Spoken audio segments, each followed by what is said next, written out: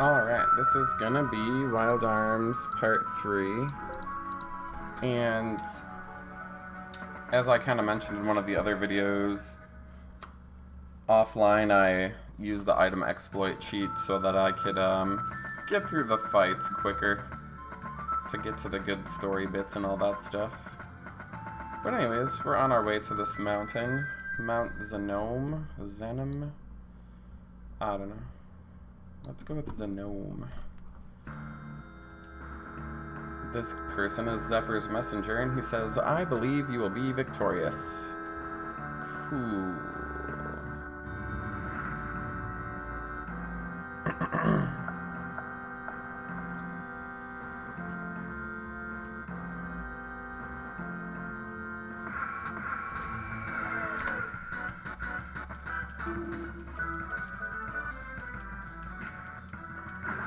Such damage.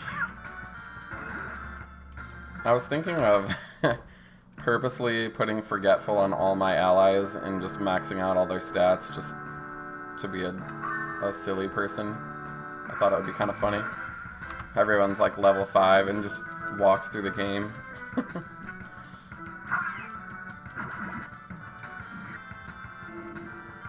Yeah, that's a wise choice. Anyways, I cannot carry any more lucky cards. That's so sad.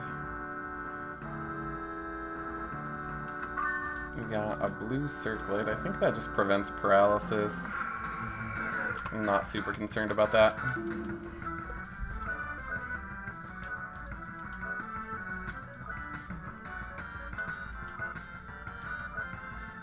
Goodbye.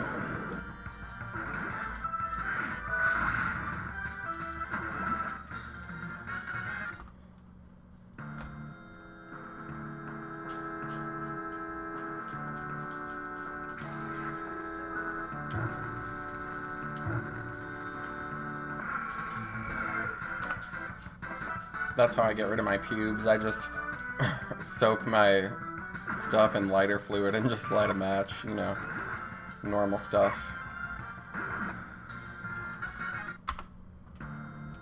Whee!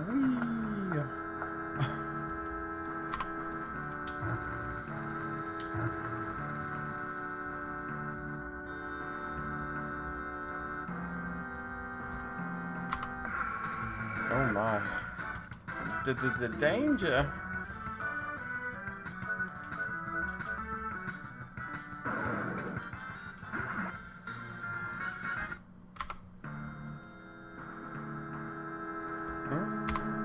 Let's go back over here for a sec. The secret sign. I'm gonna need a couple more of those than one.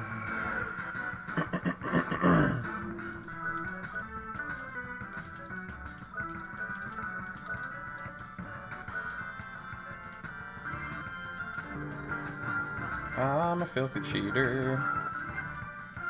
Welcome to the item duplication trick.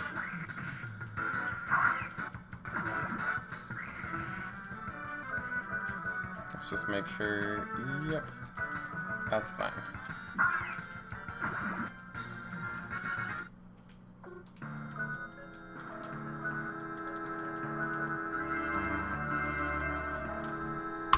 Lower the MP needed for Jack's skills, which is nice. Because we'll be using him to probably like one-shot every group of enemies once we can get a group all spell. Goodbye. And goodbye. We leveled up. Not that that's relevant with what I've done on this run. Anyways,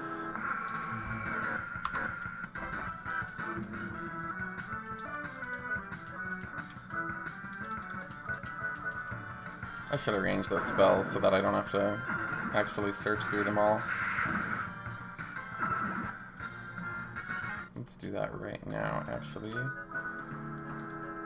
Let's do Blast, because I think it's non-elemental.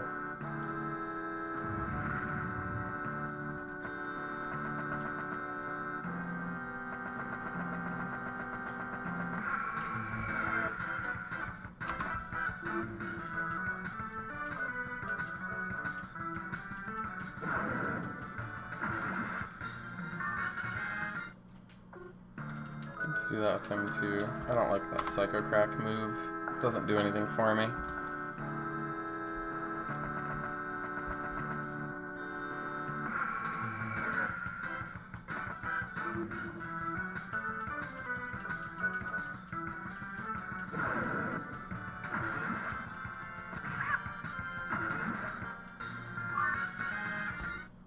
Cecilia's got that super wand, I guess.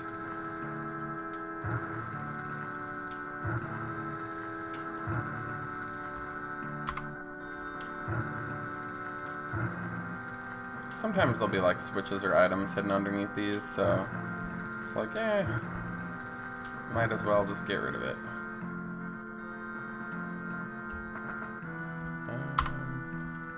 I know he has a skill that he can learn somewhere around here.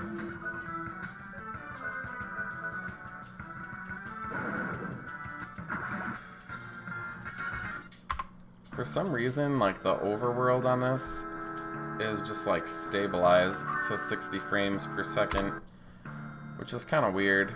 Like, normally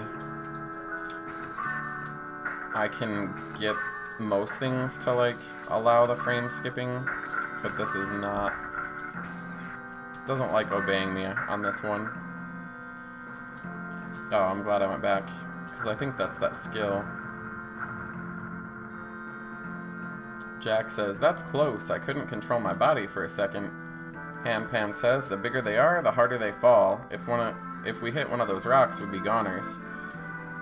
Jack says, so if I use my sword from higher up, it'll always do more damage.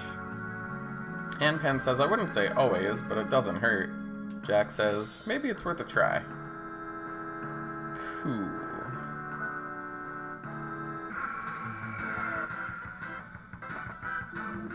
Well, might as well learn our skills there. Meteor dive has been learned.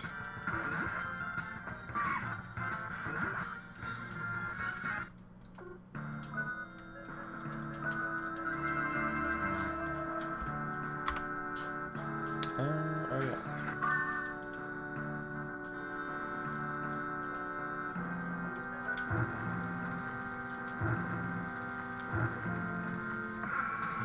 Murder.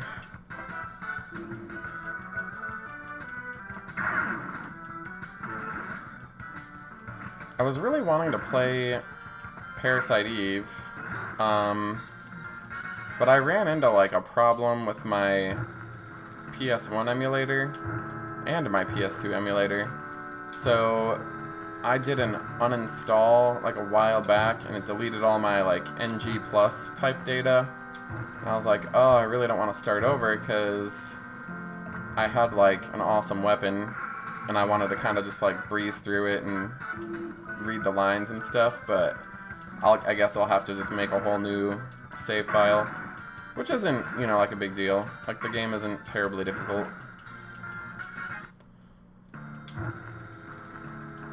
But yeah, I don't know what I was thinking. Like, I started this project of doing a Let's Play through all my older RPGs, and it, like, just didn't occur to me until, recently to do what I'm doing. So, like, there were, like, probably 3 or 4 games I played before this in rapid succession that I could have done this with also, but I guess, you know, if you're not having that idea in your head at the moment, then you're not gonna, you know, do it. And it's not a big deal. It's just like to play a game I beat recently so quickly again, it oftentimes makes the experience less fun. Because then you're like, oh, I know all this stuff already. Like I tend to play games like far enough apart to where it's like, oh, I don't legitimately remember everything that happened, which is a good thing, because then it's like you can experience it again with a new frame of mind. Sometimes, you know, different stuff that you weren't aware of will pop up, which is a good thing. Jeez. See, I was thinking that was the correct way, so I'm like, maybe there'll be an item over here or something, but yeah, apparently not.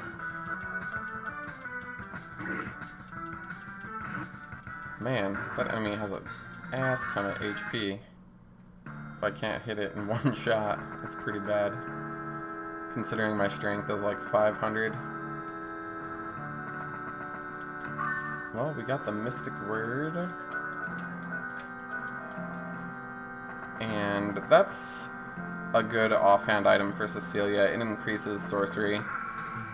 Later in the game, we'll try to steal a Necromanicin, because that one has the best, I think, for Cecilia. I think some enemies drop it, but the drop rate isn't great, so I'd rather just yank it. So rude.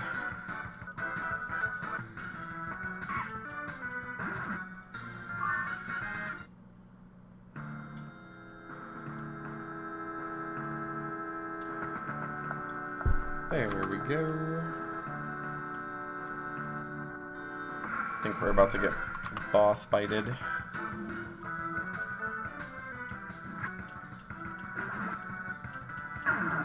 Look at these cute little foxes or whatever they are. It's kind of sad to just be like stabbing them in the face.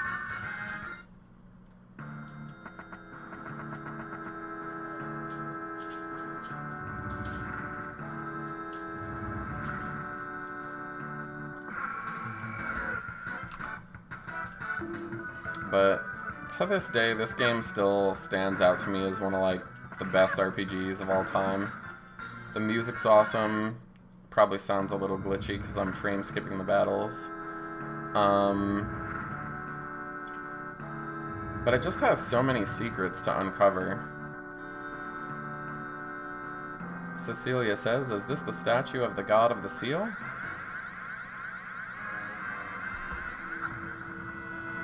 Belzik says, "It's too late. We undid." And then Jack cuts him off and says, Belzik says, "So, you got here before me. Oh well, it doesn't matter. Orga Widow, go play with them." I'll just send a minion after me, I guess.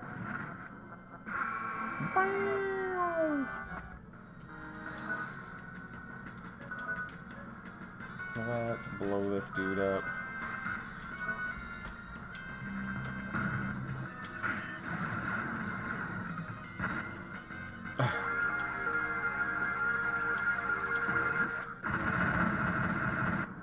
That's so cheap. Oh my gosh. I feel guilty for running through this like this, but whatever. Anyways, the statue says, "The power inside grows weak. The seal cannot provide me with a link to the girl. Summit rune has been attained." Attained. My god, I can't talk.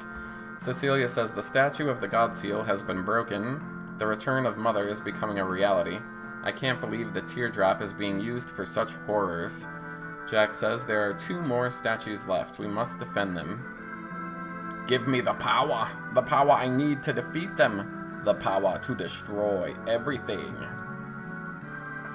Yeah, that's too much power, bro. Oh yeah, let's just do this. Anyways, this guy says, "I believe you'll be victorious." Run. He says, "Just now I felt the seal holding the Queen of the Demons break. Please notify the elders of the situation. We must act quickly." Okay. We cut back to the enemy lair, and Mother says, "It's dark. I can't see. I can't hear anything. My precious Zeke. My children. Let me see you. Let me hear you." Zed says, "That was easy. All this talk about seals. Who cares about the quarter nights now that Mother's awake? I can go on with my career. Glory's up ahead." Yuck. I've always thought that this demon enemy inside of a cocoon slowly awakening over time was like such a cool way to amp up the evil of the enemy. Oh, we should reload our weapon. Oh, apparently I didn't use any bullets. Okay. Strangers of the outside, if you are tired, you may rest here. Free in. Not that I need it. It's all good. The chief says, I feel the seal was broken. The demons are one step ahead of us. Don't be alarmed. There are 2 other seals which have not been broken. The other 2 statues are located at St. Centaur and Port Timney. If we can save just one of those, then we can prevent the queen from reviving. Only your brave party can accomplish this mission.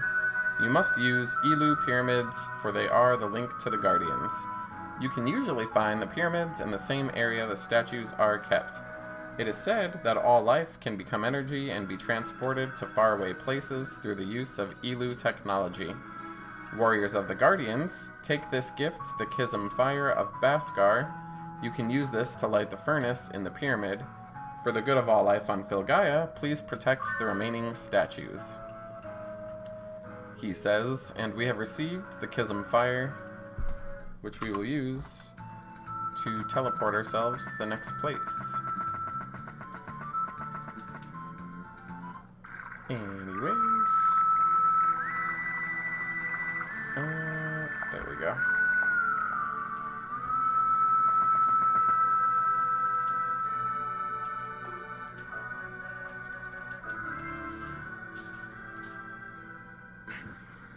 The Chasm Fire has been lit. The Elu Pyramid is filling with energy.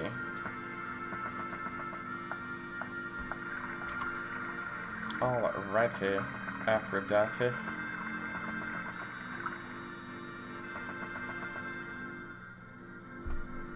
Boink.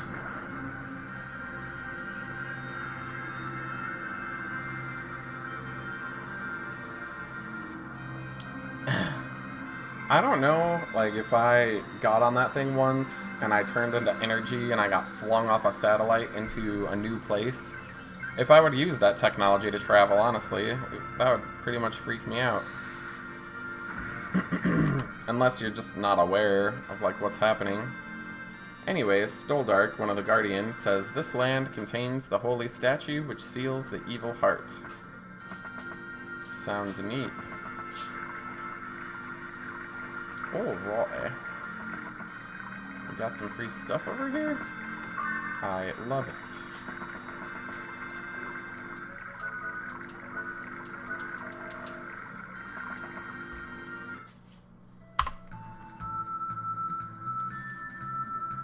This guy says, I can't remember the last few days. I've just been wandering.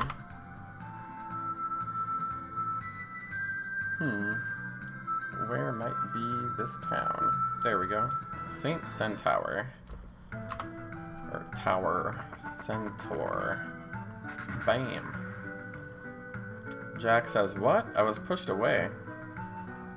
This guy says, sorry, we thought you were monsters. The town of St. Centaur is protected by a dimensional seal.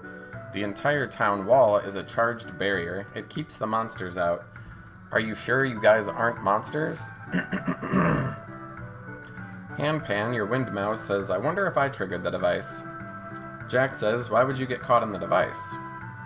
The gentleman says, the shield is very sophisticated. It will stop spirits as well as monsters. Is that a pet of yours? Handpan says, I'm not a dang pet.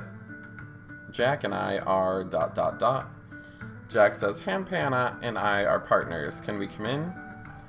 The gatekeeper says, hold him deep inside your pocket and step through. That way you won't trigger the device. That is, if you're not a monster. If you are, you'll be stopped again. Well, we're fine. We made it. Yoink, yoink. This guy says, according to my records, 30% of our population has been abducted. Strangely enough, most of them were found near the cage tower. If you dream chasers want to check out the tower in my place, I can give you the key that opens the door. I have to stay at St. Centaur and protect the people here. Will you do it? I say yes. He says, here's the key. Whatever you find in there is yours to keep. Thanks for your help. Please be careful. Perhaps your investigation will uncover some new clues.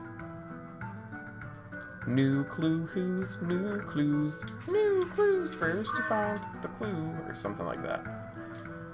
This person says, I'm sorry, I was injured as a child. I'm blind. Due to my impairment, I can tell bad people from good by the sound of their voice. You're very virtuous, but you're also easily hurt, she says of Jack.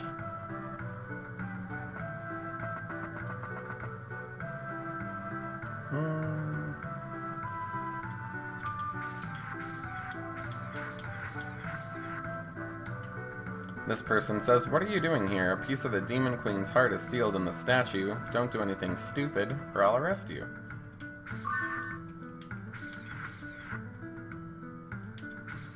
This person says, I was abducted, but I'm fine.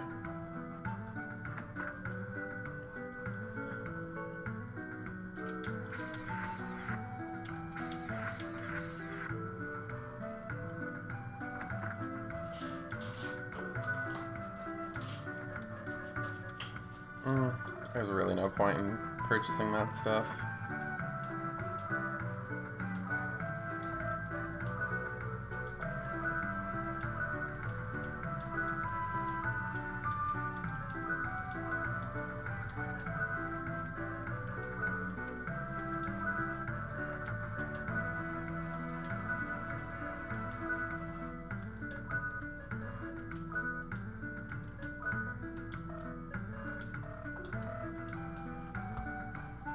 Works for me. Let's upgrade some arms.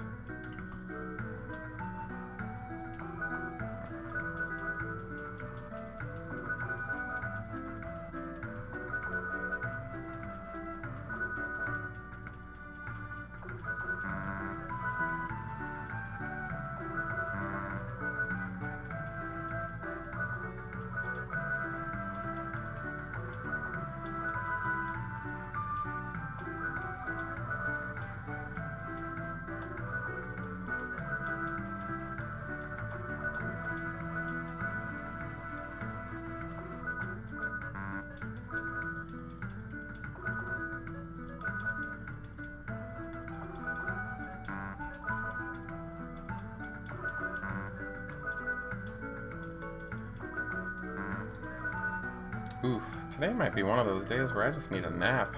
I don't know what's going on with me, but I'm zapped.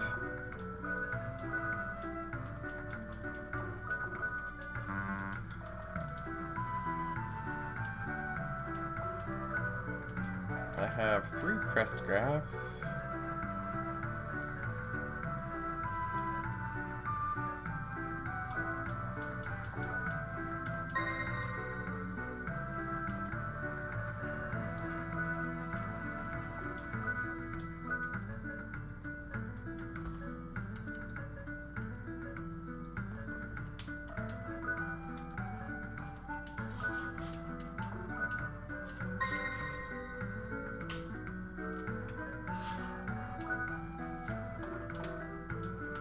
Alright, I think we can just move on. Let's see.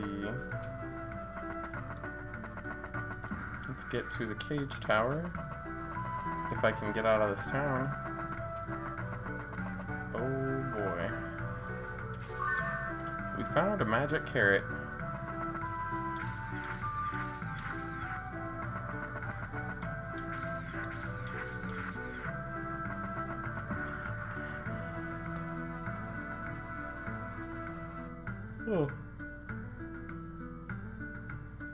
I think part of the reason I'm so tired is because I was doing, like I've recently been playing DDR, and like, I got to the point where I'm doing like the harder songs, like the 10s through 12s basically, and I did like 35 songs 2 days ago, like pretty much non-stop, and boy, oh boy, my legs are destroyed. Like, yesterday was really bad. Like, I just have shin splints like a mother trucker. Ugh.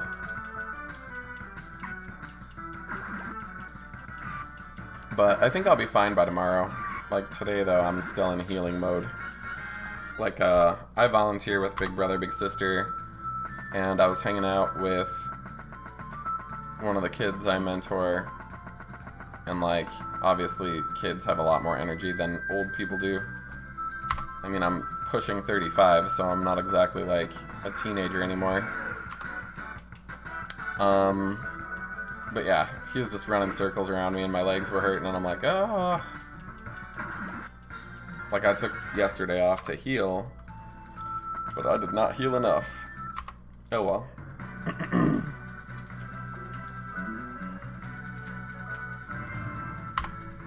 We have opened the door.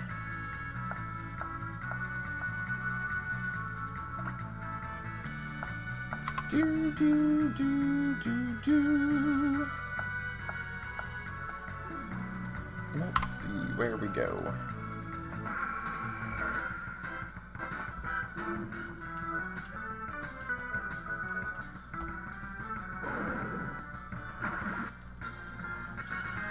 Goodbye, my children.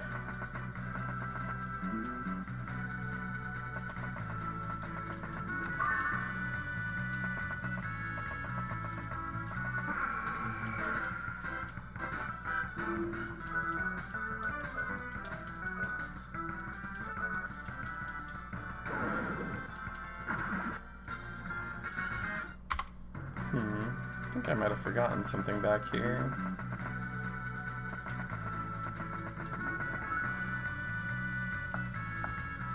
Meow, meow. Well, that's not opened yet, so... Oh, I'm so smart. Alright, so we're gonna go this way first, I guess.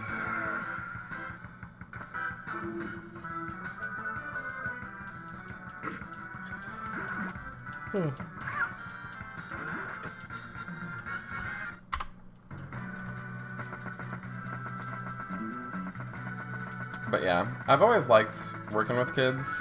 I don't know, like my childhood sucked. Like, my dad was an abusive alcoholic. He passed away when I was like 24. And like, I don't know. Like, I don't want to blame my mom for anything, but she stayed with him, so, you know, like, there's, I think, kind of always been a little bit of strain in our relationship, partially due to that fact.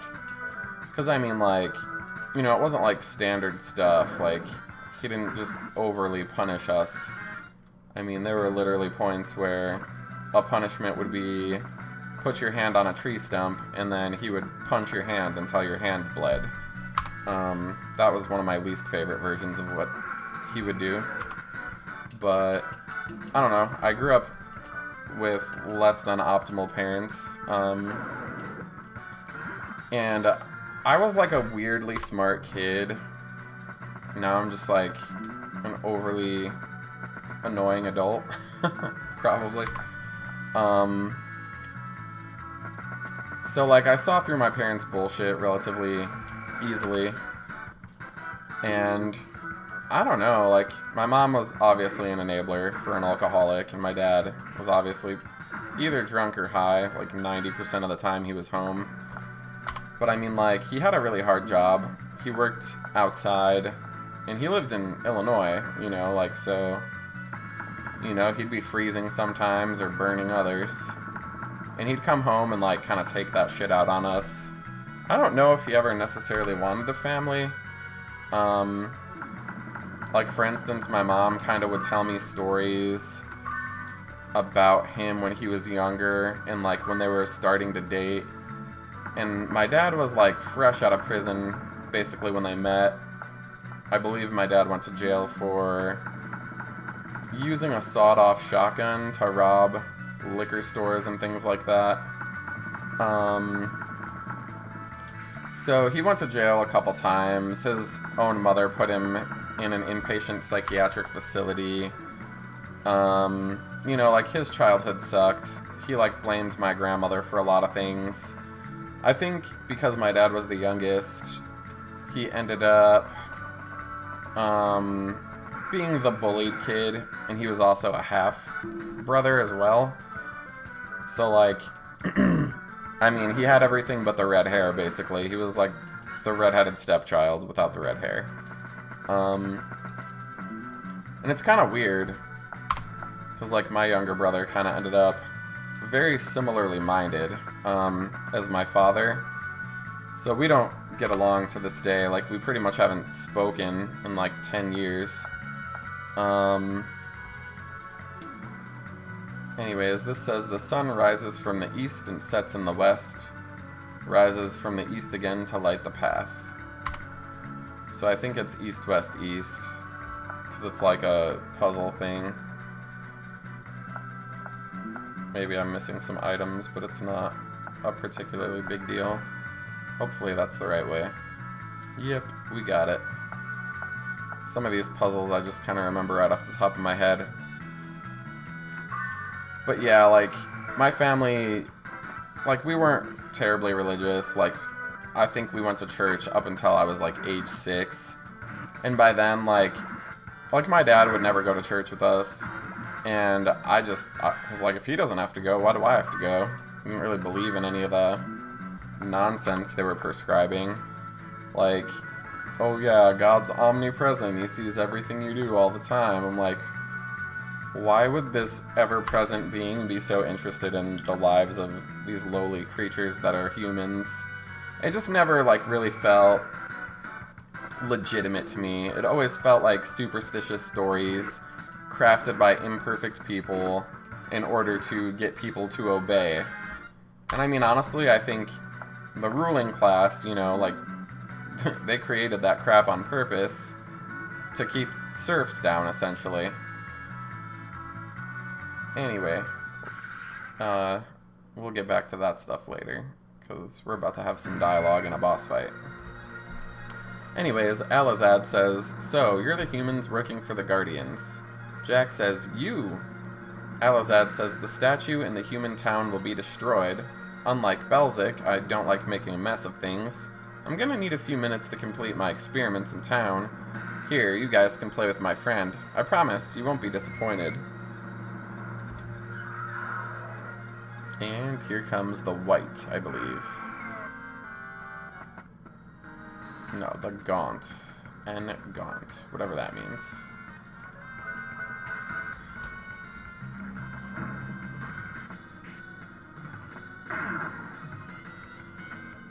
Man, survived one round of attacks.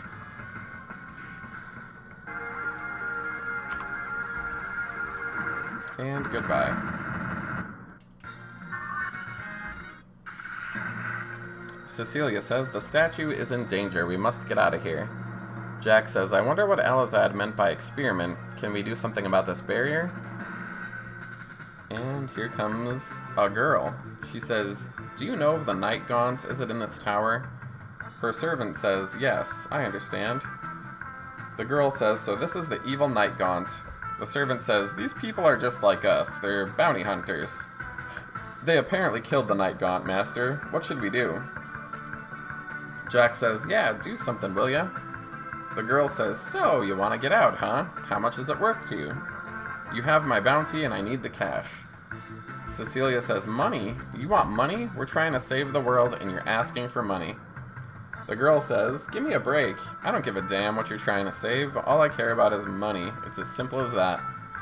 Jack says, damn it, how much do you want? The girl says, how about $2 grand? Jack says, there's no way we can pay that much. The girl says, like I said, I don't really care. Do you want out or not? We'll just pay. She says, that's more like it. Watch this.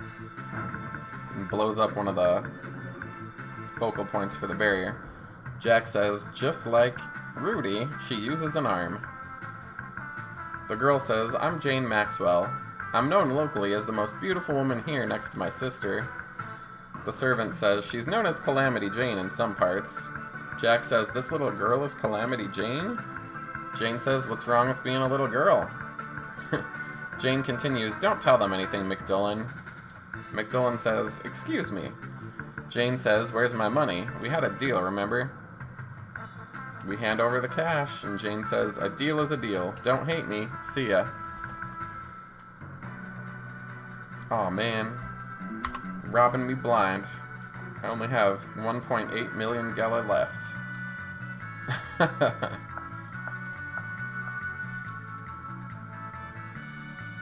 Let's just do this. Do.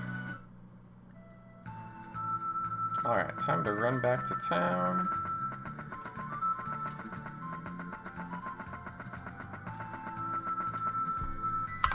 And we will find that something is wrong.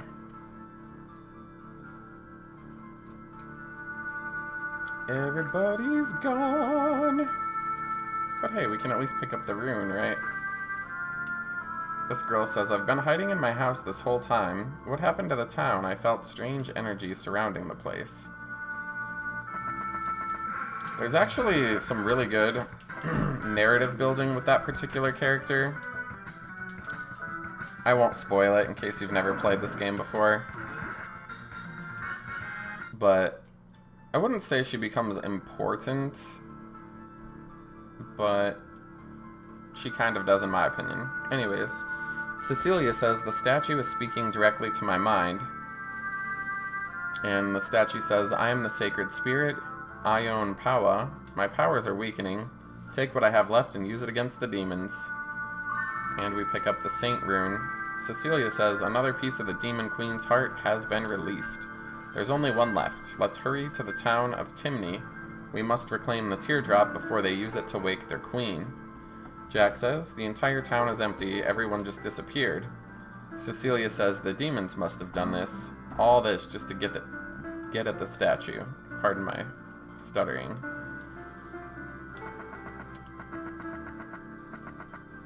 But yeah, like I was saying before, like my brother and I have just never quite seen eye to eye.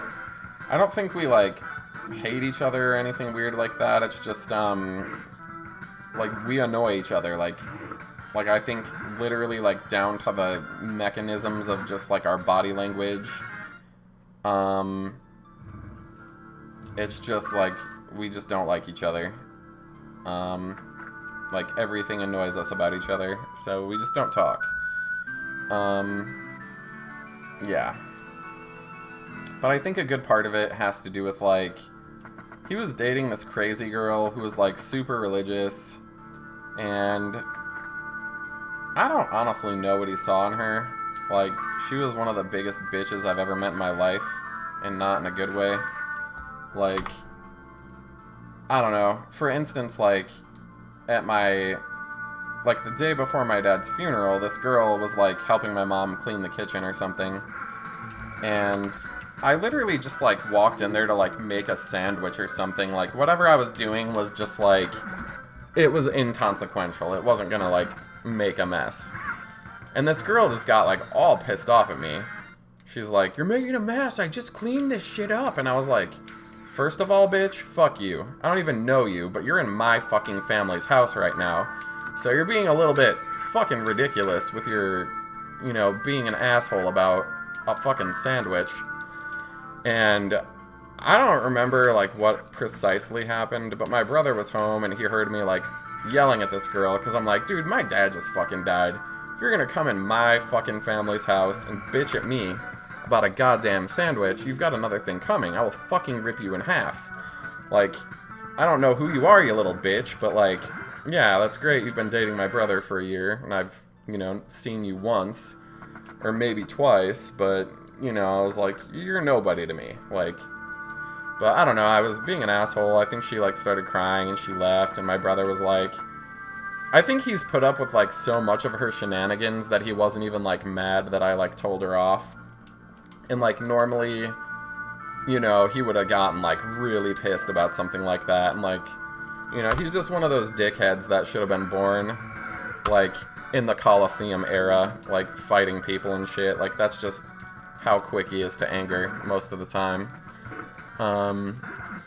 But yeah, like, it really speaks, I think, volumes that, like, he's that kind of guy.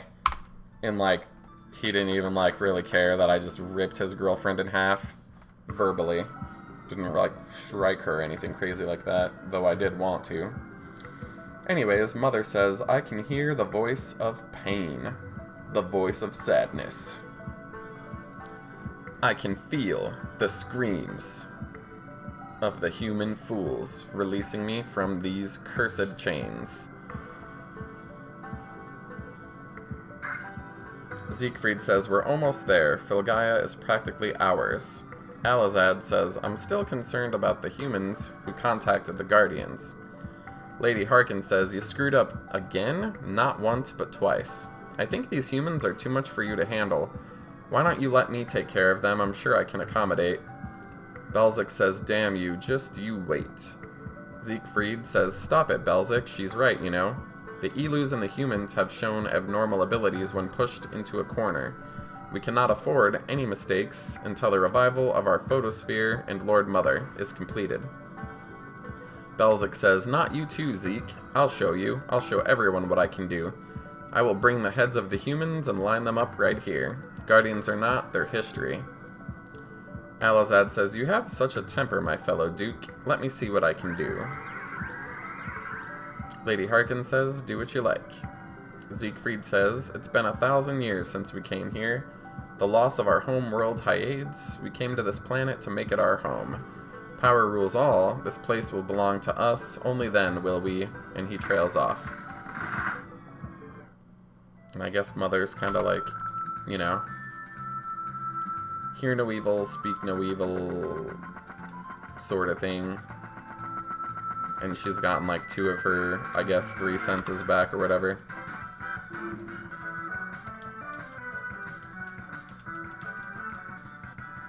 But yeah, I'm glad he didn't end up with that girl, because I think she was a piece of shit. He ended up marrying someone I like a lot more. But sadly, like, we don't interact often because, you know, 1, we live 1,800 miles away from each other, and 2, like I said, we don't fucking see eye to eye on almost anything. You know, it's tough titties, basically.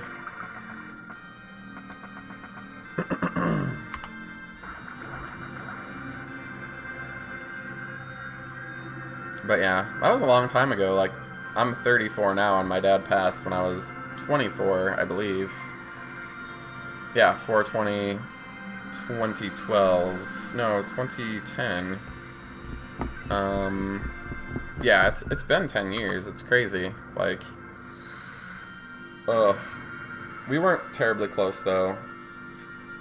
Anyways, Stoldark says, this land contains the lightning statue, which seals the evil heart.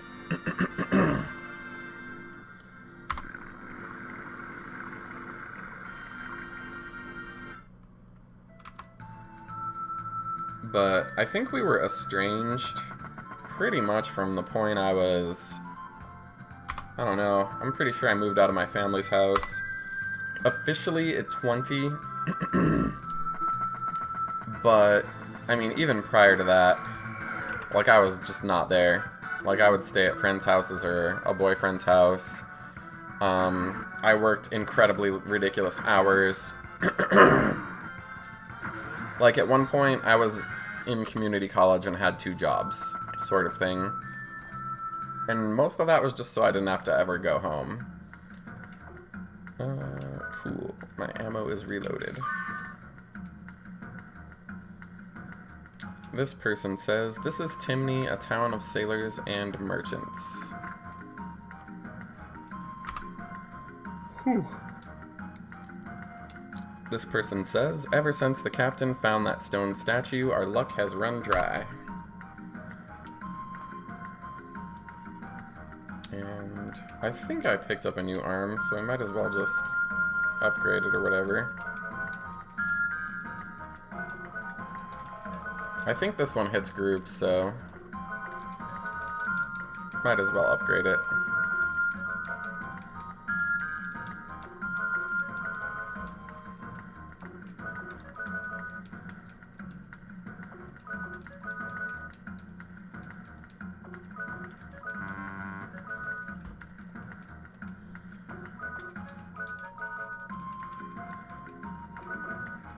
But I think the last time I actually saw my dad before he passed away, he started crying and he like tried to hug me, and it was obvious that he had like lost some weight. Like, he was trying to basically like win my mom back. My mom had been cheating on him. Like, my dad was the kind of guy who would, like, threaten to kill himself if she left, and he was just a manipulative, mentally ill, I think sociopath is the only real way to describe him. But, like, my dad would pull stuff like that. He'd, like, do something like fucking kick a child in the chest through a door, and then the next day he'd, like, come crying to you and be like, I want you to forgive me. And it's like, how do you forgive that? Like, I don't know. I obviously, like I said, I was pretty much wise to his bullshit by the time I was, like, 6. So, I just knew to avoid him.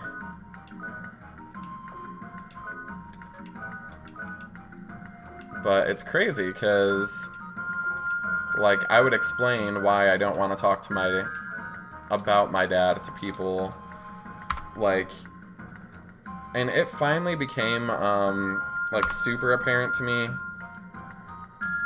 Like, I was dating someone, brought them home, like, I was explaining things that I didn't think that they got, and why I would pretty much never forgive my dad, or never, like, really want much to do with him.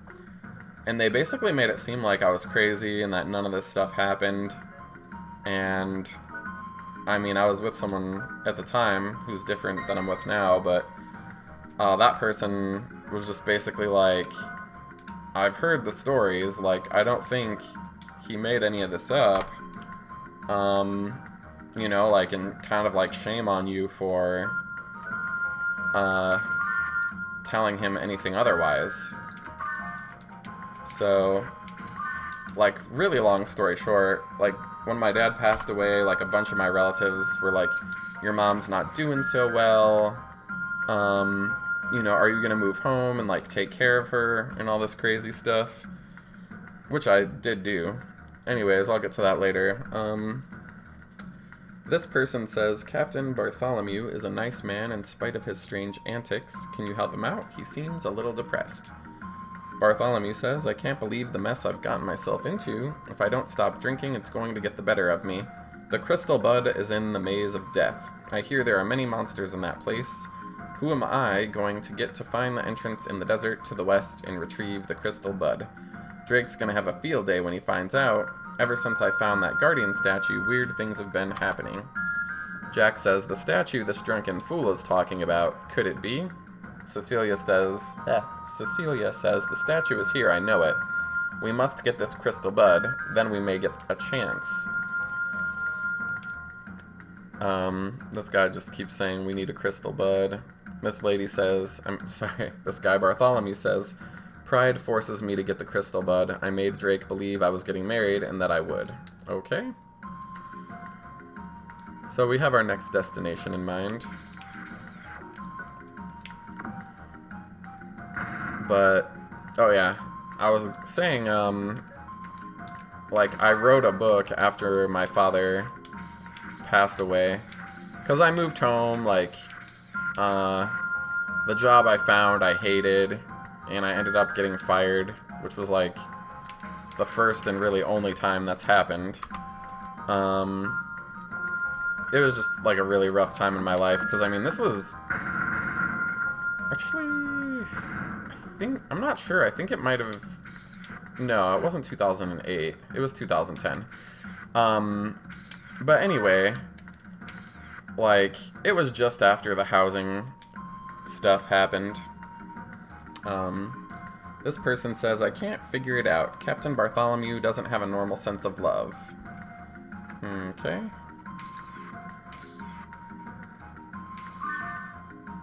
But, yeah, like, I was basically writing for therapy, and I produced a 280-page book.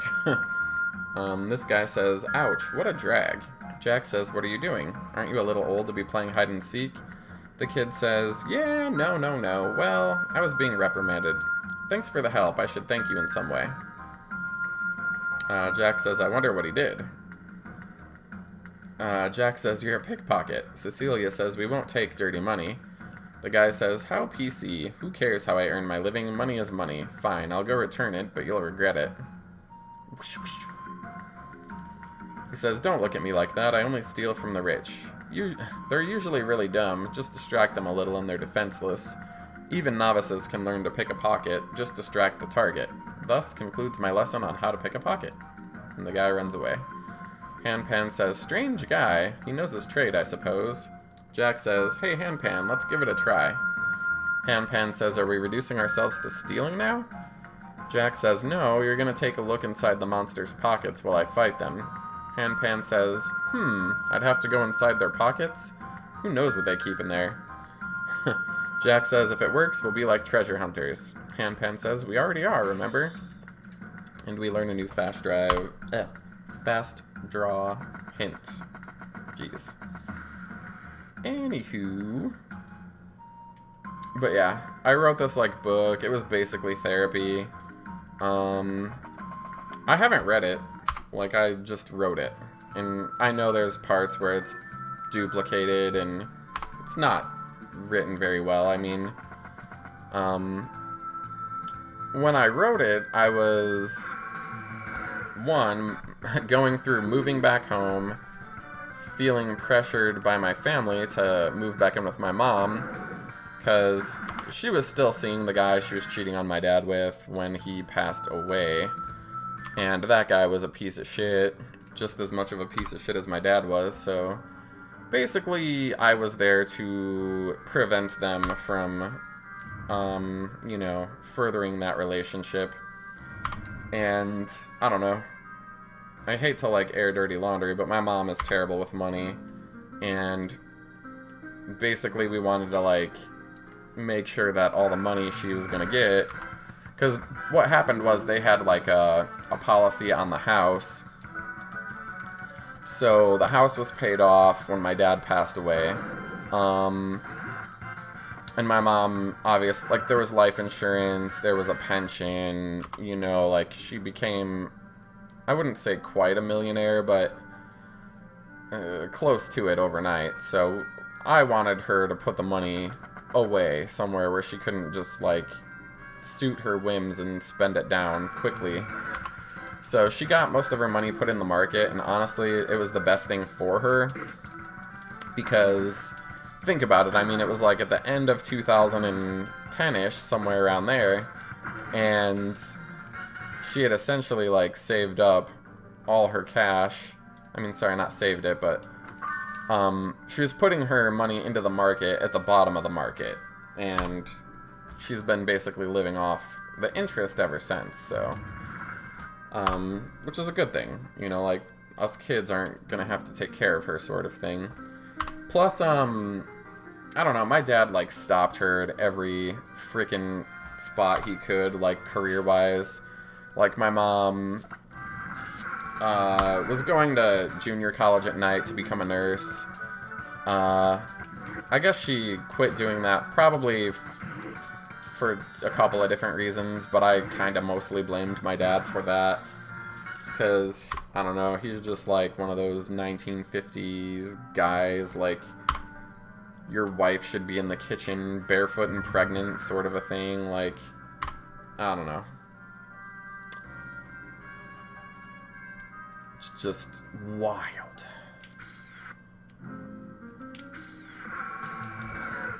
But yeah, I don't know, I moved home. I prevented her from getting any closer with the dude that she was with. We got our money put away. You know, we got the burial taken care of and paid for. We got in the funeral and all that mess. So everything got pretty much rectified quickly. My mom started dating a different guy. I basically only stayed around for about a year, but the economy was in shambles. Like, I was having trouble finding good work, so I was like, fuck this, I'm going back to school.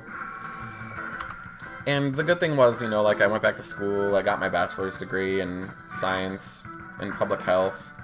I got to do some cool stuff with it. But, you know, I, like, lived with my mom and the other guy for a little while, and he's just a really stand-up person, so things got a lot better, essentially. But, I don't know, I think my little sister, who sadly passed away at 17 about a year ago.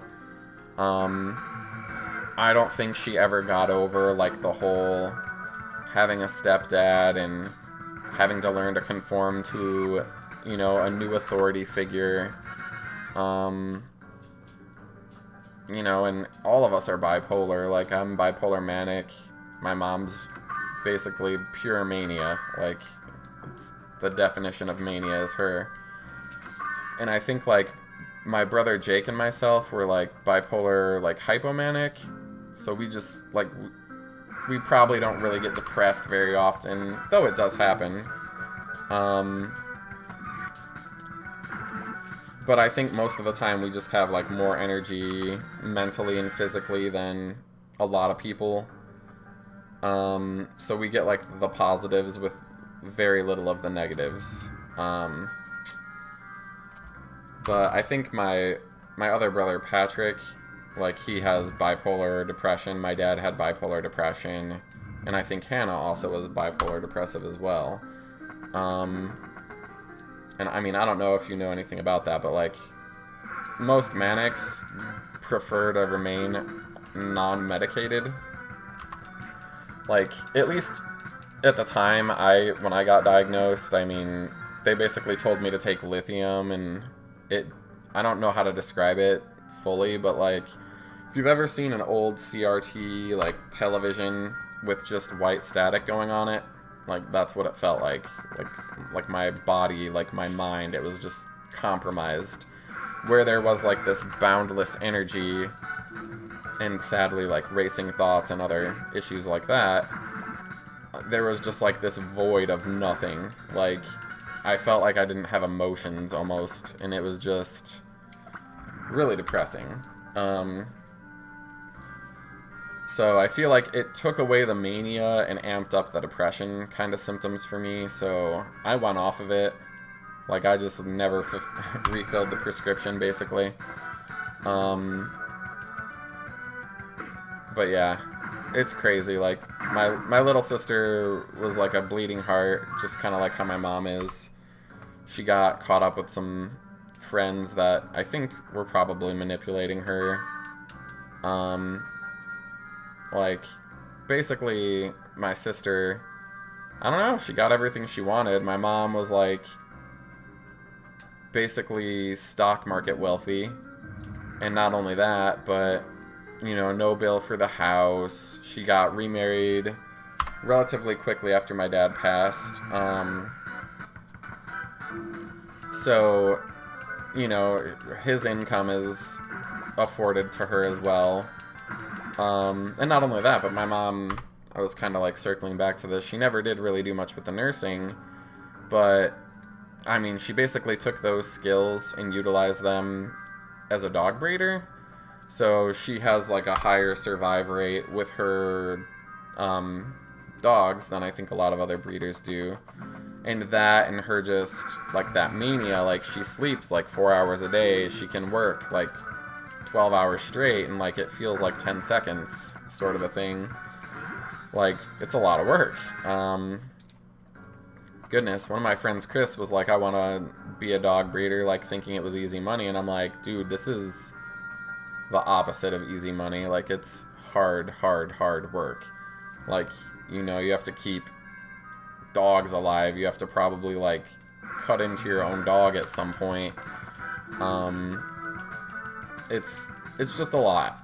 Like, in, you know, like, baby puppies, you know, they're just sitting there crying. Like, sometimes the mother doesn't produce enough milk, you're bottle feeding them, you know, they die. Like, it's hard on your emotions. But anyways, I mean, my mom did that, and she has her husband's income, and she's got her stock market money sitting there making a decent amount of cash. So, I don't know, I think she spoiled my little sister, and I think my little sister, like, having grown up, I think, with the darkness of, like, losing your dad really quick, and not only that, but, like, I was 16 when she was born, so she saw her brothers leave the house really quickly, and I think there was, like, a sense of abandonment, like, you know, Like, oh, my brothers, they're gone. Like, they were here just a second ago. Like, you know, and with me, I was pretty much out of the picture by 20. So, like, completely. And when I was 16, like I was saying before, like, I worked 2 jobs. I did everything I could to basically get the hell away from my family's bullshit. So, I mean, Hannah didn't really probably know me very well. She wasn't afforded a lot of time or opportunity to get to know me. But, you know, like, she notices a void of a person, you know, and then all of us were, like, 2 years apart, so, like, you know, 2 years another brother goes away, 2 years another brother goes away. So, everyone was gone, and I think, like, that's a hard thing for a kid to deal with. But to get back to the other point, like I said, my sister and my mom are both, like, bleeding hearts. You know, just, like, if someone's in trouble, they'll do anything they can for you. And it sounds good on paper, but, you know, my mom having been that enabler type personality, like, you know, letting my dad get away with being, like, an alcoholic and, you know, abuse to her children, it's not such great judgment, you know, especially, like, when you're manic. It's impossible to describe. It's just difficult stuff. But yeah, like, my sister, I don't know, I guess someone gave her heroin. They told her it was ecstasy or something, and, you know, like, it was one pill and it was done. Like, I guess they took drugs, the kids, like, ran into Walmart or something while my kid's sister's in a car. And from how I understand it, it was just, like, lack of O2 in the brain. The kids thought she was asleep, but she was really obviously not asleep. I think I'm still missing a statue. But yeah, sadly she passed away due to an overdose. Like, they flew her from the small town that I'm from to Chicago in a helicopter, and, like, when my mom was explaining, like, what happened, and she was kind of being, like, hopeful, like, Hannah could come out of it. Like, I knew the instant that she told me what happened, like, that there was no coming out of that. Like, the likelihood was very low, you know. So, yeah. Lots of crazy in my family. Oh.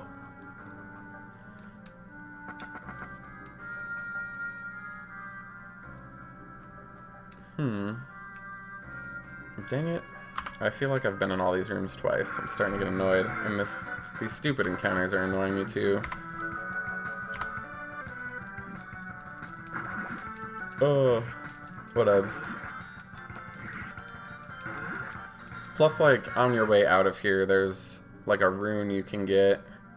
I think once this place, like, starts exploding or whatever. So I'll have to, like, run back through all that stuff again just to, like, figure that out. It's like, no mas. No mas. Well, hopefully that was it. But yeah, I don't know. I started rereading the book that I wrote, and lately I've been writing a little bit more. Like, I really just haven't been writing in, like, a long time. It's always been more, like, therapeutic for me than anything else. Gosh damn it, I'm still missing one of these frickin' statues. Oh well. Tough titty. Guess I gotta keep looking. Oh boy.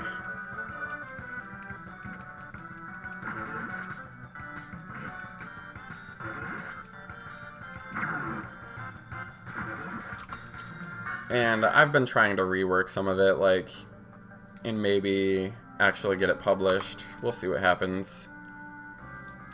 Because I've written, you know, since then, obviously. And in 10 years, like, your view on things evolves. Like, and honestly, a lot of the stuff I wrote in the book originally was pretty sympathetic to my dad. Like, you know, it's like, kind of like, it's not his fault because he had a bad childhood thing.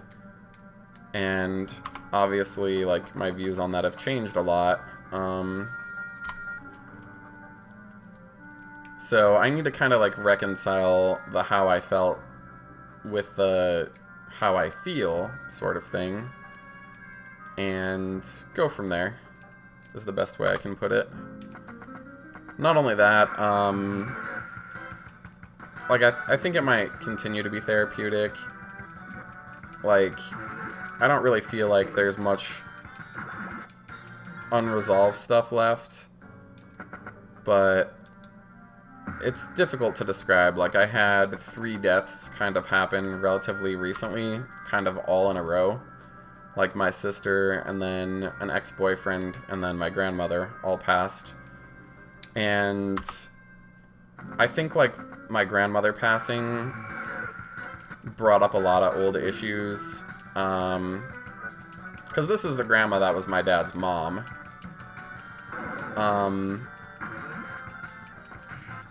And it's weird, because, like, I feel like my dad figured out that I was gay, and he, like, hated me for it, partially. And then with my grandmother, it was like, she knew I was gay at, like, age 6. Like, she was, like, a cheerleader for me. It was weird, you know? Like, how different, like, my dad's views and my grandmother's views were on that. But, you know, I think, like, with a grandmother, it's, like, it's different, you know? It's not directly your child. You know, do you really want to, like, alienate a child? I mean, I just think grandparents are, like, more chill in that regard. I think it's, you know, they don't directly have to deal with the kid as much, sort of a thing as well. Ah, geez, is there just really, like... Okay, I think I've checked the top and bottom over there. I think this is just a save point. That's the entrance, so I'm pretty sure there's nothing there. So I've got to narrow it down to the top or the bottom over here that I missed something.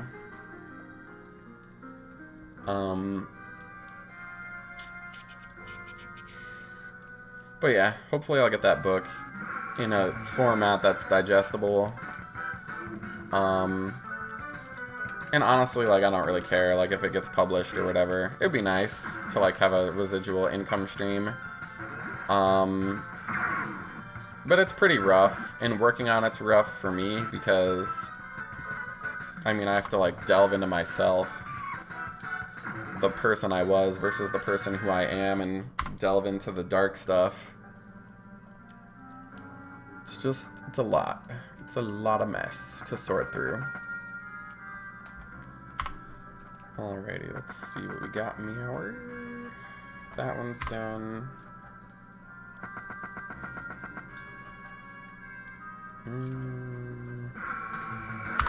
Leave me alone, enemies. Okay, is it over here then, maybe?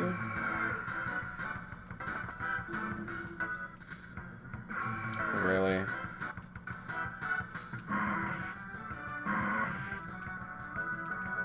Yeah, running away in this game is just... There's no point to it. Like, you get away so infrequently, it's just like, you're just wasting your own time. Yeah, I mean, I know I've been down there. What am I missing?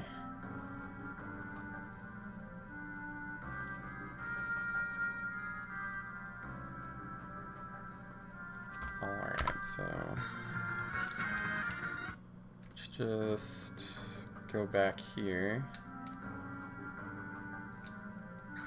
Yeah, dang it. This place is so convoluted. Plus, I think I'm distracted because I'm talking too much.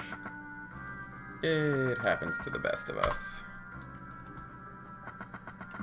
Did I go down this other way? Now I'm like second guessing myself to the max. Oh boy. I am like pretty sure. But we're gonna check it just to be safe. These fucking enemies. Oh yeah, I was too slow to run away from these enemies with 400 agility.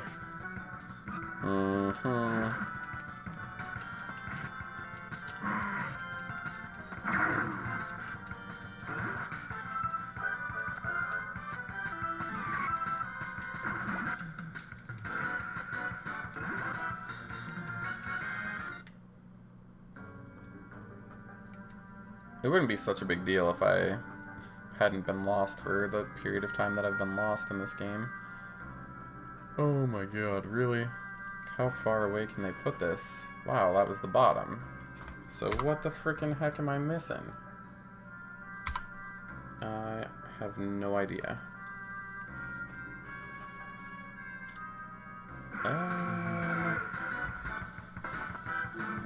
Jesus. See what I mean by that running away thing? It just doesn't really work.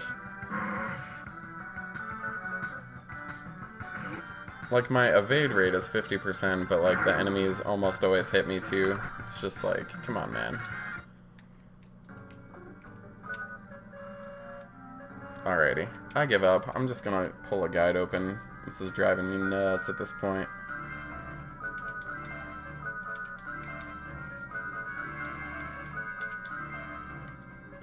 Let's see. Oh yeah, I need a heat salve, wherever the heck that is. My goodness. I'm just pulling up a guide. Hold on just a sec here. Alright.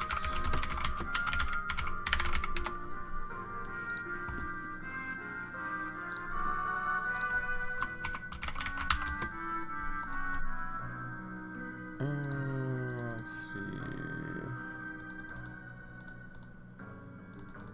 Okay, Maze of Death. God damn, this place sucks.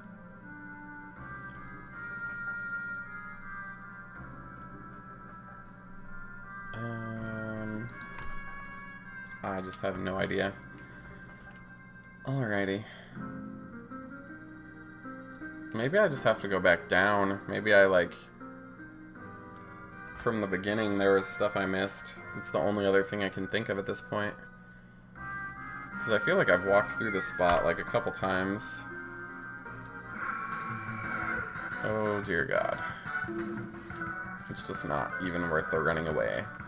Because if it only succeeds, like, 1 out of every, like, 6 or 7 times, I have to see that animation 5 or 6 times, and when you try to run away and fail, it lets the enemies attack you right away, which is dumb, for a lot of reasons. Because my agility is so high that, like, it's just whatever. Whatever. Oh, dear God.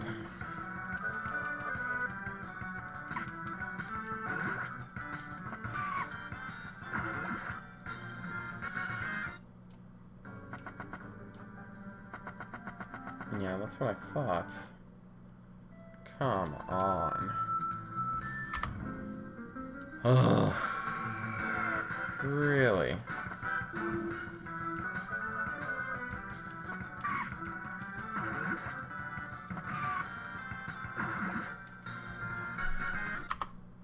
My goodness. I know, like, when the place is exploding later, like, that becomes a blowable, uppable wall. I cannot fathom what the hell I missed. Guess I'll just go through it one more time. Like, I'm pretty sure I've hit all the switches. I'm just missing a statue that I have to push. For fuck's sake.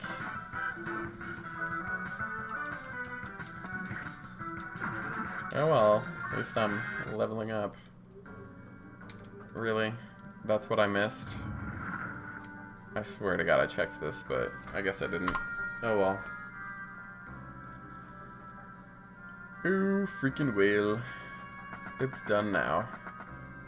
Now I have to figure out how to get back.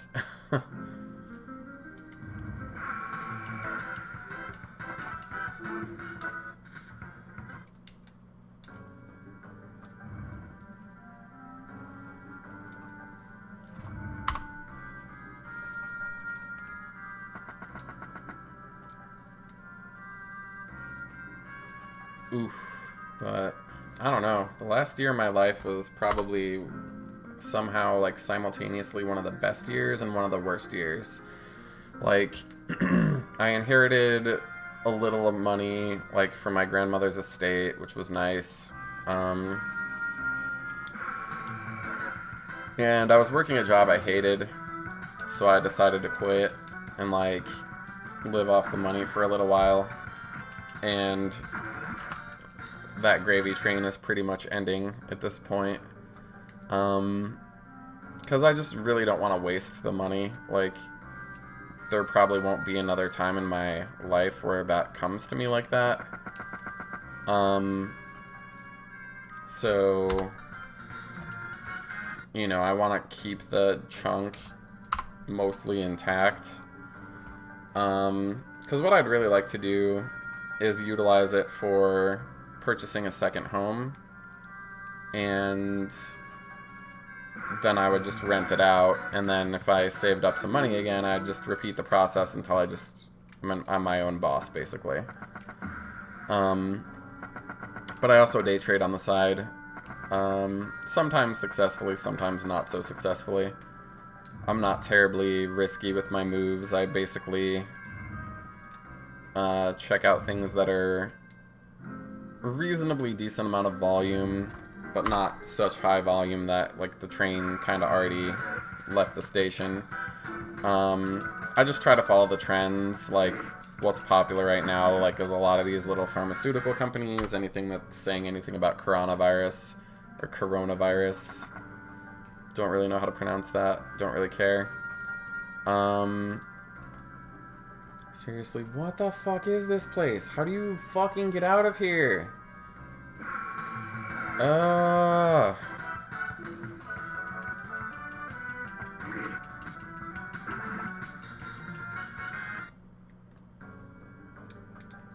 But, I don't know, I'm apprehensive with money, and I think that's a big reason why I'm not, like, suited to this whole, like, stock market stuff, is because sometimes to me it just feels kind of like gambling. Like, there are other times where I feel like I know something's gonna move, and, like, I'll put the money in, and, like, I'll see it bounce, and, but, I don't know, I'm not, like, too keen to let it sit in there very long. Like, all my moves are, like, done within a couple minutes, sometimes, like, as low as 30 seconds. So, yeah. Because I'm not willing to put a high degree of risk out there, I'm not getting a high degree of reward, so to speak. But thankfully, it's kept me in a position to where I haven't, like, lost that chunk of money that I was talking about.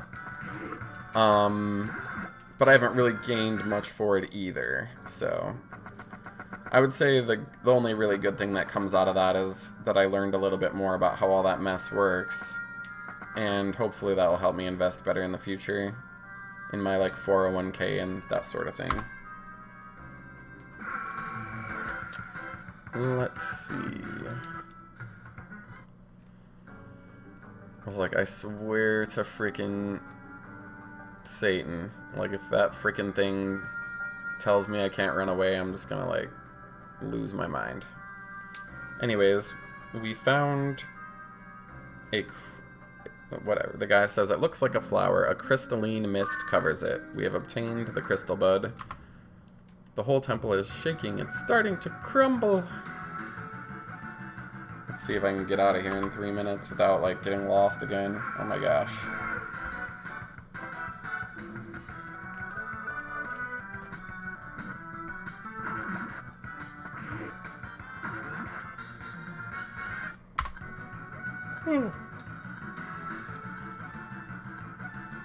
But yeah, that's one of the many projects I have in the works right now is, it'd be nice to finish the book someday. I'm doing the YouTube videos here and there. I haven't made even a penny off that yet, and I don't anticipate to make much, if anything. But the stock market stuff, and then, you know, ultimately, like, right now I have a couple interviews set up for some sales positions, so hopefully I find something that I like a little bit more, and yeah, then I can just keep that money for what it was intended for, which is a down payment on another house. But my boyfriend, he's very similar-minded to me, financial-wise, and I know he wants to do, like, what I'm doing as well, so he's, like, saving up money too, which is nice. It's two people attacking a problem with two sets of incomes, so, you know, I was thinking we could maybe buy, like, a multiplex property, like a duplex or a quad, and then just rent it out, make the money. It seems like rent just keeps going up and up and up here in Phoenix, and I don't think that's going to change even if there is a recession, because there are just people from California, you know, saying, do I want to pay $1 million for this house, or do I want to pay $200,000, and basically get the same, you know, standard of living with, like, the basically, like, no shitty cold weather, that sort of thing. It does get really hot here, but I mean, I'd rather be hot than freezing after living in Chicago.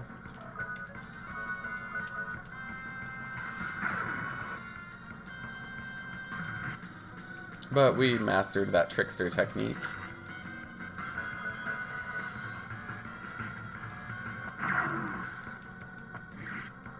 And we have killed the boss. This is an optional boss. If this temple explodes, or you walk outside and the temple, like, before the timer runs out, then essentially what happens is you just can't fight this boss or get this rune. Anyways, death isn't the end, but a new beginning. Our civilization, bound by chaos, has turned your world into a temple of death, where nothing survives. Innocent one, release me from this land and use my powers to revive the dying land of Filgaia. Death rune acquired. Cool.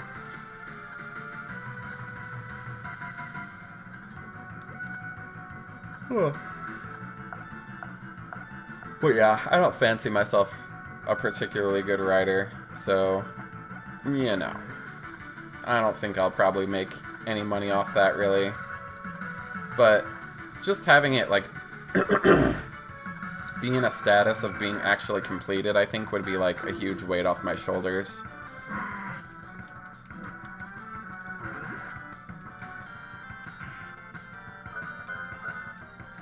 I don't know. I just think I'm the kind of person where, like, I think it's partially the mania, where it's really difficult for me to deal with things, like, in the immediate now. Like, my brain will get fixated on something, and then that's the only thing I really think about for a while.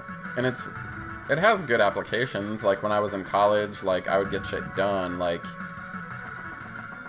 same with, like, work and whatever. Like, if I ran into problems with, like, meeting metrics or whatever, like, I just could focus on it and get it done. But it kind of makes everything else fade away into background noise, so to speak. Ooh. Anyway, I'm gonna go back to the pub, give Bartholomew the crystal bud, and then that's gonna cause a sham marriage to go down.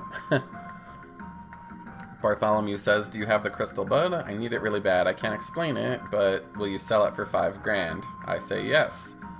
Bartholomew says, the crystal bud is a token of engagement in these parts. I'm a fish out of water when it comes to these things.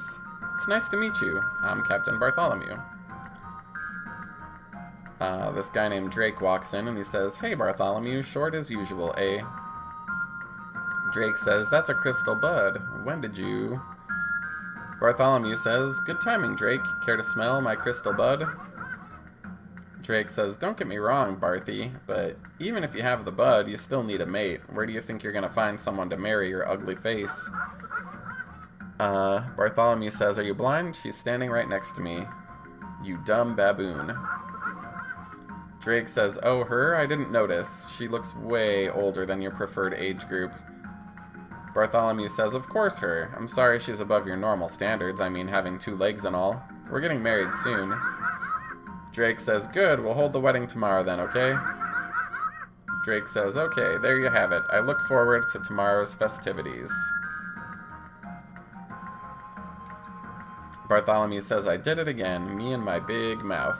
Jack says, ha, what in the world are you gonna do now, old boy? Cecilia says, excuse me, but we're on our way to...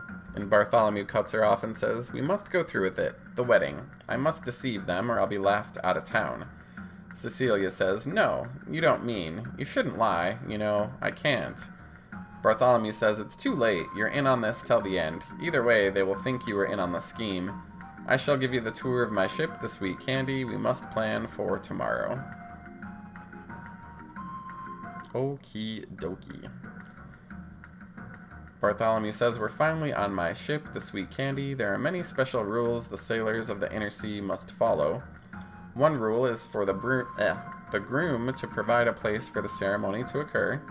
He says, don't look at me, I feel guilty too. Well, the fake wedding is tomorrow, regardless.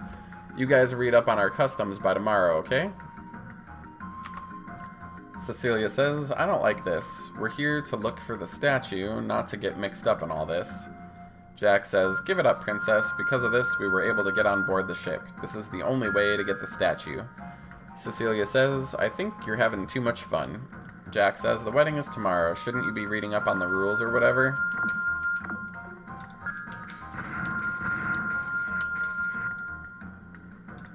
This guy says, you need to conserve your energy. Would you like to rest? I'm gonna say yeah. I could walk about the ship and figure out what the rules are. But being that I now have a guide up, I'm just gonna be a dirty, dirty cheater.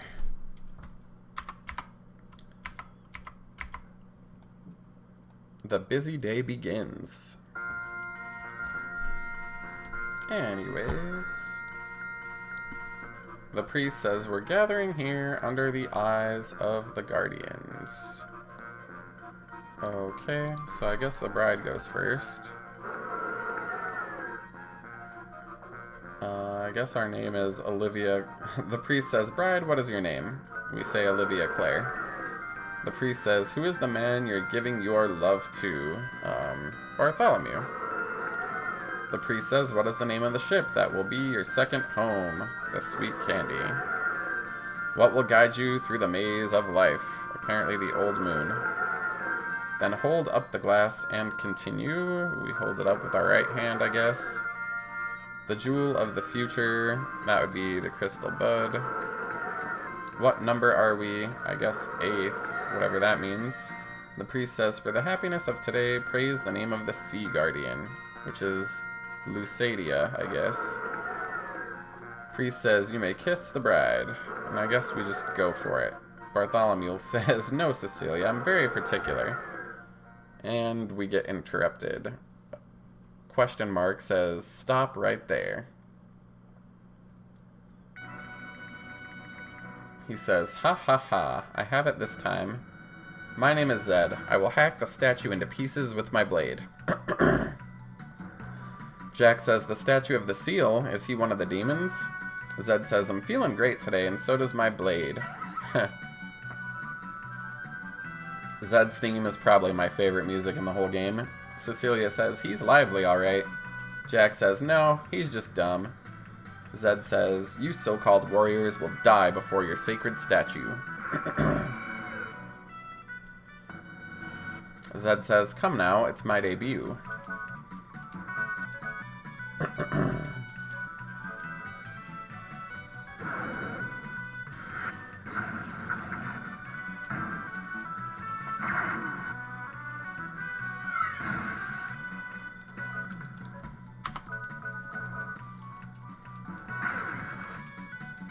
He has nothing. He's useless. Zed says, hey, this isn't fair. It's 3-on-1. Well, next time it'll be 1-on-1.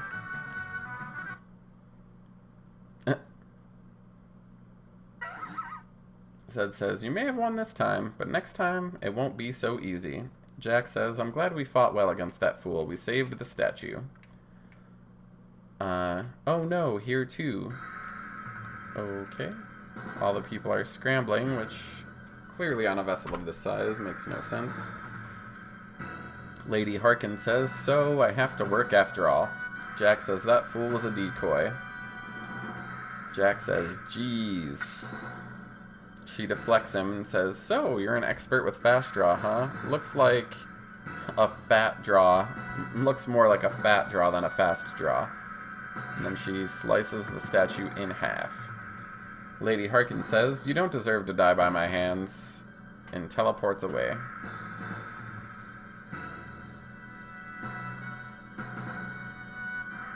The Guardian says, "Even if the seal is broken, my wishes will be carried out by the Innocent One. Take my power and let the battle begin. I am Nua Shax, and I will fight by your side." We have acquired the Thunder Rune. Cecilia says, "The last of the seals has been broken. We cannot stop the resurrection of the Mother. The teardrop my mother gave me is going to be used to destroy the world. No, I can't let that happen. It's my duty to reclaim the teardrop." Jack says, "Lady Harkin, does she also use the fast draw? ... I mean, that's all but, I mean, guaranteed, but whatever.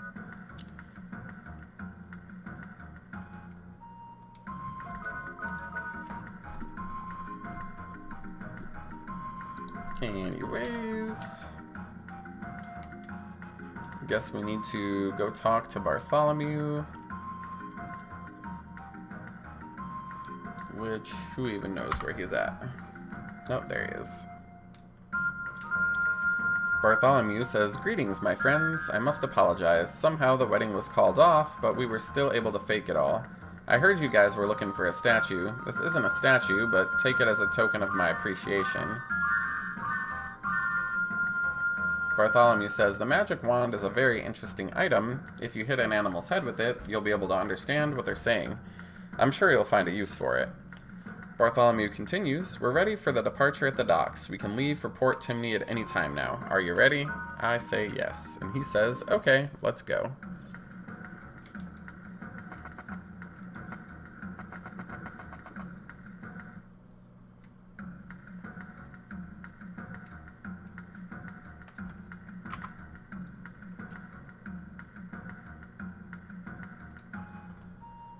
Anyways, Stoldark says what we're afraid of has become reality. The Queen Mother, Lord of Demons, has risen from her sleep.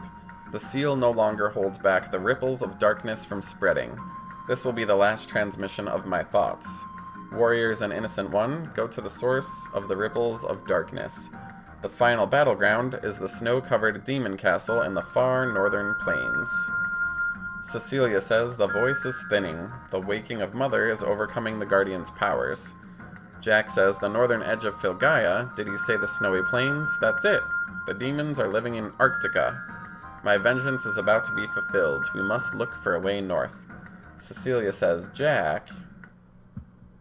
And we have cut to the enemy's headquarters again. Mother says, "I can see." What a wonderful wasteland, where life is in its last whisper.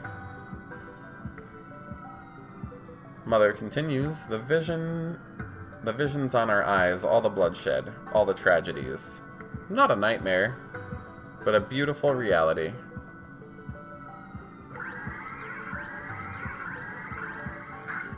Siegfried says the teardrop was potent.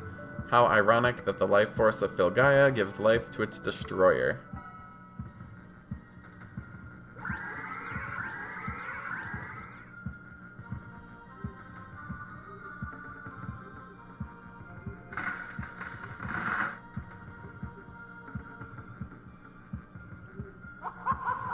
Mother says, "My little Zeke and all my children, thank you for awakening me from the eternal stillness." Siegfried says, "We, the Quarter Knights, have waited long for your awakening." Mother says, "You can relax now, my children. I am here. We shall bring humbleness to this place called Filgaia. Life will end and we will prosper. Destruction to all life. Beauty lies in complete destruction." Siegfried says, "Is that when we get to rule the world?" Mother says, "Rule? Order? What do those things have to do with me? Filgaia will end up just like the other worlds I've been to. The flame of life is the most beautiful thing at its end. The end of a planet is the ultimate beauty supplied by the universe." Siegfried says, "You're saying we're not fighting to win a second home? Then to win back our lost home?" Mother says, "Hyades was only my last stop. You were only newborns at the time. I saw the magnificent fall of that planet with my own eyes." Siegfried says, so what do we do after we destroy Filgaia? Mother says, do not worry, my child. I shall complete the beauty myself by devouring all that is left here. You will be burned in the eternal flames of your own mother's appetite. No other heaven exists in the universe. Yeah. Okie dokie. Whew. Alright, so I guess we need to find another Elu pyramid. This guy says, beyond the pyramid is a path to the enchanted world blocked by a magical door.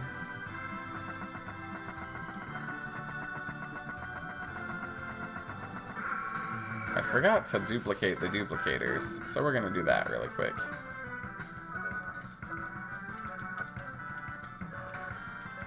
If we can find it.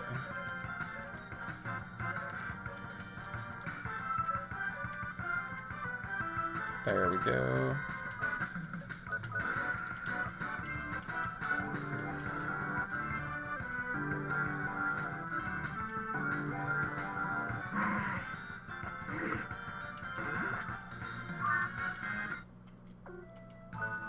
Yep, we have plenty of them now. Alright.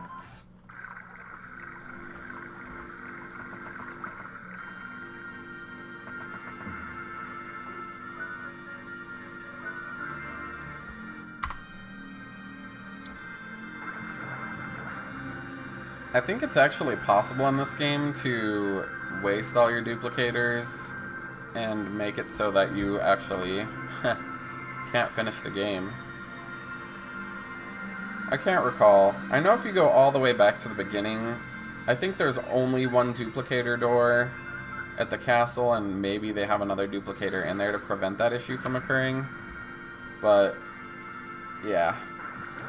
What the hell? I didn't freaking step on that thing a second time. Get out of here. Oh wow, I would need two, and I only had one. Interesting. That would suck if, like, you had to run back and, find another one of these things if you weren't, like, in the mood to do that. This one says, did you get the magic map from the mountain pass? Oh boy. That would be another frustrating thing if you, like, forgot that important item and had to go back. This is Malama Village.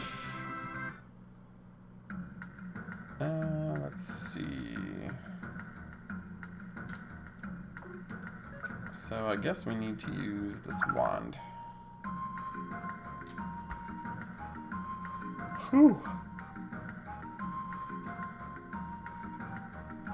Me oh my. It's probably going to be nap time for me pretty quick here.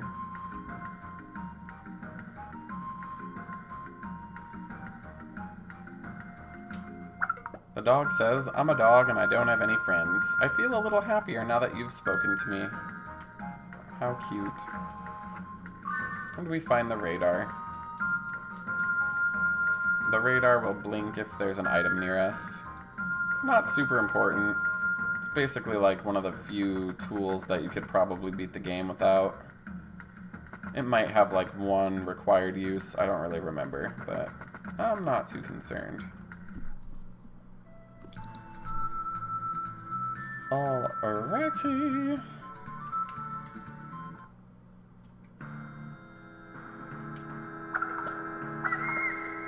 The monkey says, hey, a human that speaks my tongue, come with me, I'll show you the way.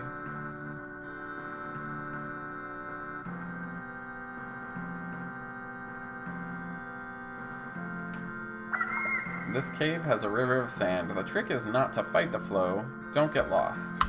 Yay. It's my kind of place. I get lost really easily sometimes.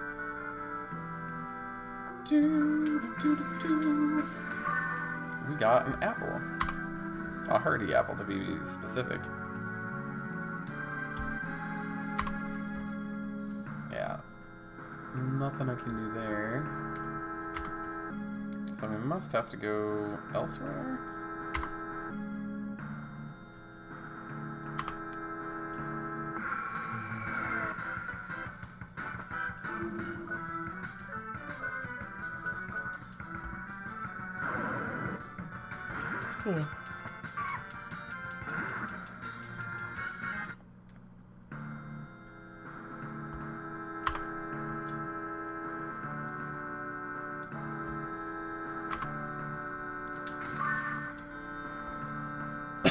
We picked up a power apple as well.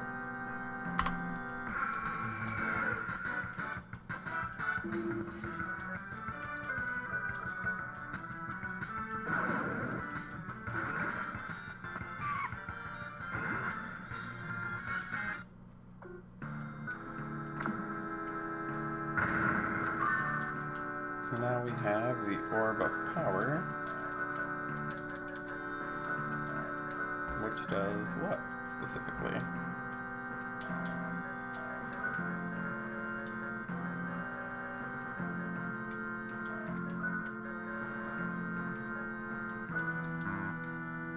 Oh, it increases max HP. I'm not so concerned about that.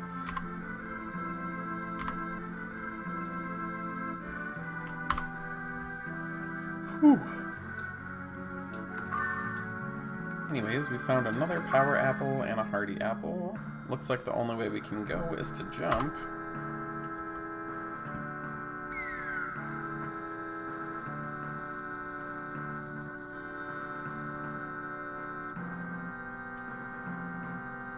I think that was the beginning, actually.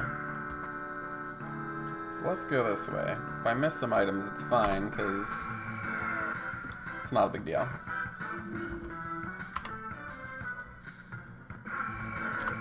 Okie dokie.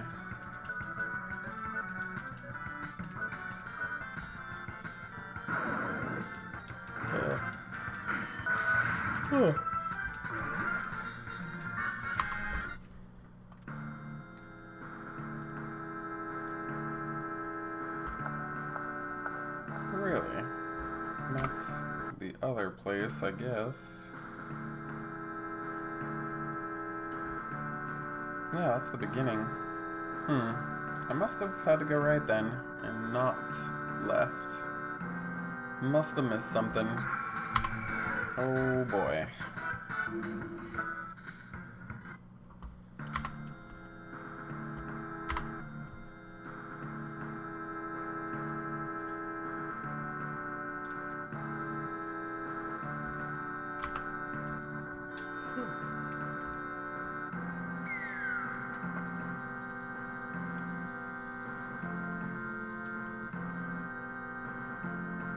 Or maybe I should push down when I get over there. Yeah, I could swear this is the same frickin' spot. Let's see if that'll help. Nope.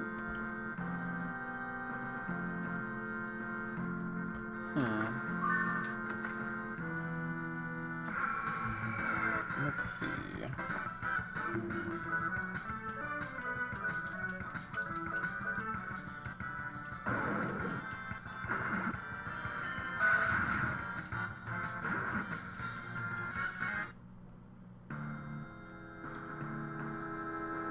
Oh, okay. That room just looked so similar to the other one, I think I mistook it for the original one. Silly, silly, silly.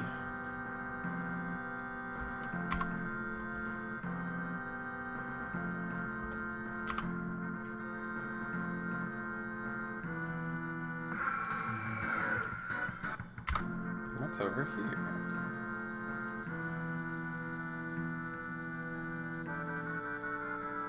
Yeah, I think there's a quick draw technique. Oh boy.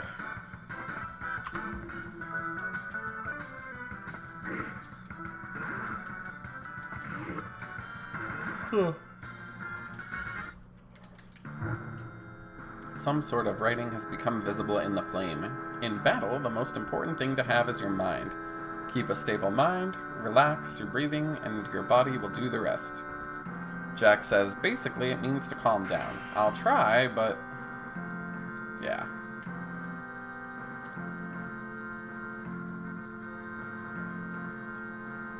Oh boy.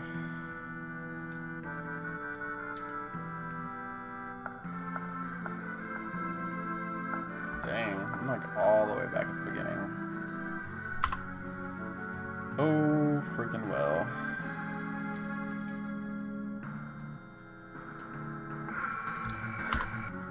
Where the hell do I go?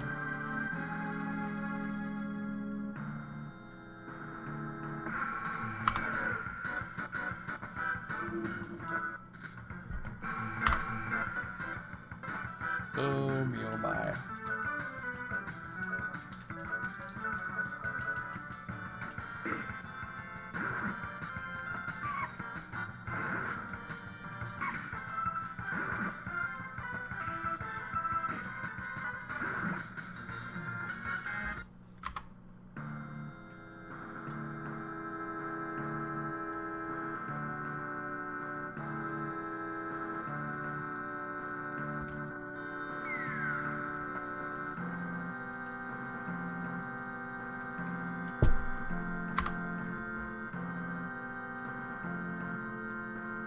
What the heck? Those dang invisible pixels.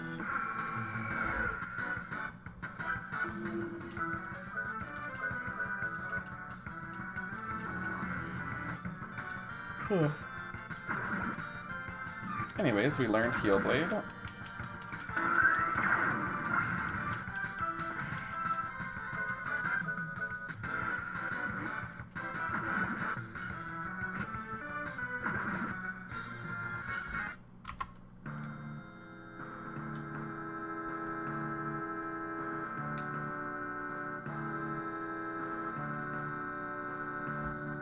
I think this time we avoid that and then we get out of here.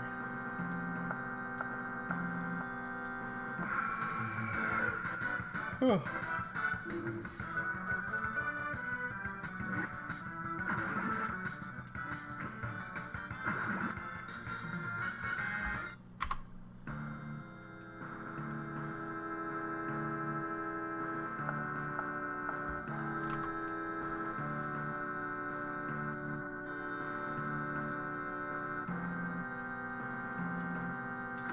We found a power apple. And I think this is the exit. Hopefully. Oh boy. Just let me out of here. Oh.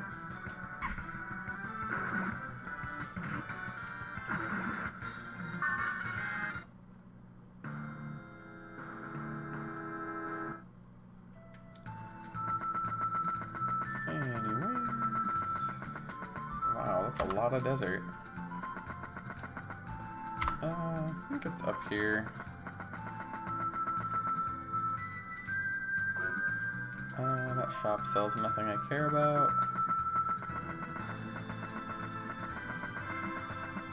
And voila, we are at the ship graveyard. Let's maybe... I don't think I have anything else I can upgrade. That's what I thought.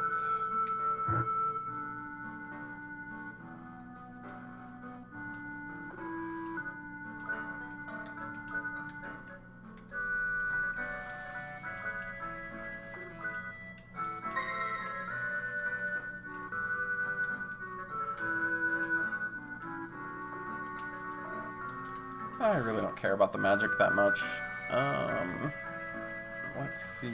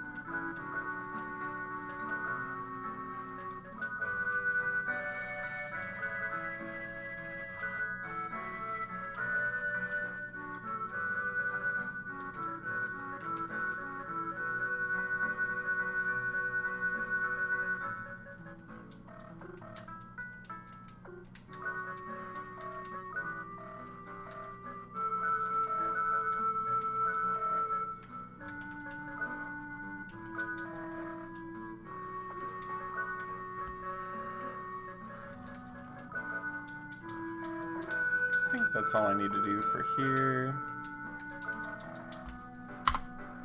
Anyways, I'm gonna cut the stream here. I'm gonna go ahead and save and probably take that nap I so desperately need. And then I'll wake up and play a little bit more. But we'll see. I might see a movie with a boyfriend too, so I don't know exactly what time or whatever I'll be back. But thanks for watching, and you have a great day.